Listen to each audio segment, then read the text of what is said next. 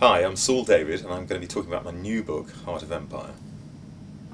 Heart of Empire continues the escapades of the series character George Hart. He's fresh back from the Zulu Wars with the laurels of having effectively saved, or at least played a major part in the Battle of Rorke's Drift and also Isandlwana, but without really being recognised for his courage. And Heart of Empire is really what happens next. He's back in Britain, he's got a certain amount of recognition but no public recognition, and he's asked by the Prime Minister, no less, Disraeli, to undertake a secret mission to Afghanistan to get his hands on what's known as the Prophet's Cloak.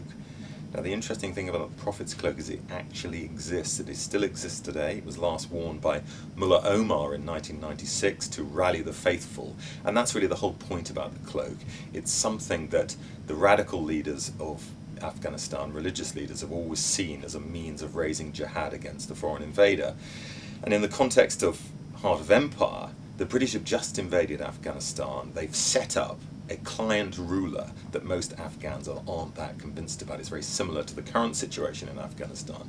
And George is asked to go to Afghanistan to get hold of the Prophet's Cloak, which the British government fear is going to be used to rally support against the British in Afghanistan.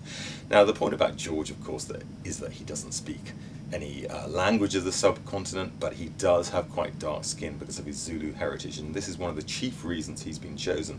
The other reason, of course, is that he's shown great resource in South Africa. He's seen as a young, up-and-coming army officer, and he's persuaded to go, actually, ultimately, in the end, because he's desperate for money. I think that's going to be one of the themes of the series, George needing cash. He's promised £2,000 that if he actually gets the cloak and brings it back to Britain, that will be his reward, and so he finally agrees to undertake this mission. Now, I'm not going to give away too much of the story, of course, but suffice to say there's a beautiful Afghan princess that catches George's eye along the way, and also a buddy. He links up with a guide, an Afghan called Ilderim, who really proves to be his constant companion during the many escapades. The question is, will he get hold of the cloak and stop the rebellion in time? You'll have to read to find out.